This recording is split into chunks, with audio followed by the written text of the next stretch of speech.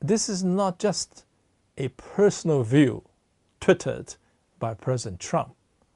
This is a view, almost a nationally united view or assumption or conclusion in the whole of America.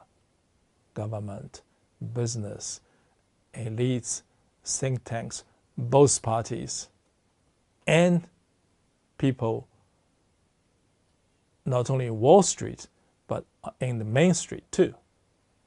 Especially maybe in the Rusty Belt, those people who are badly hit by the movement of global production chain.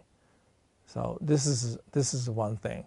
I think it's very important for us to understand why, because many people are asking why America has suddenly, out of blue, has launched a trade war against China. It's endless. It's because it's open-ended. It's not just about 50 billion US dollars. It will be followed by 200 billion and more. It's open-ended. And China has no way but to respond. We can see China as, you see the spokesperson by Ministry of Commerce saying, we have no choice but to respond in kind, in total amount. But we will see. We will see, because there is a balance. There is a surplus and a deficit. In amount, it's not possible. And of course, I have to add, trade wars will hurt both sides. There will be no winners. But who will lose more, who will lose a bit less, it's hard to say. Because it will spill into, it has spillover effect into other sectors. In other sectors, it will be affecting the financial world, the capital movement.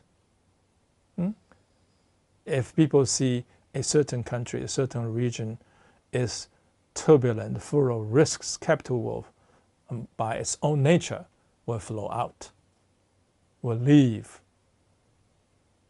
seek safe havens, and investment will hesitate. I mean, private capital will hesitate, both domestically and internationally, to invest in these regions. We have seen these cases before: Argentina, Russia, Asian financial crisis in Asia, etc., etc. The same pattern, similar pattern. Some capital leaves, and industry leaves. Because people don't want to stay in those places where you have trade wars. You cannot do business. But of course, China is doing its best to maintain a relatively well-developed market economy and business environment. I think Chinese leaders, as well as governments, have been issuing statement after statement, and policy measures have been also released, unveiled, to indicate China has not changed. It's safe to invest in China. We'll welcome any foreign investment. China will be more open instead of being closing. We'll have more reforms instead of less reforms. We'll not go back. That's with or without American trade wars.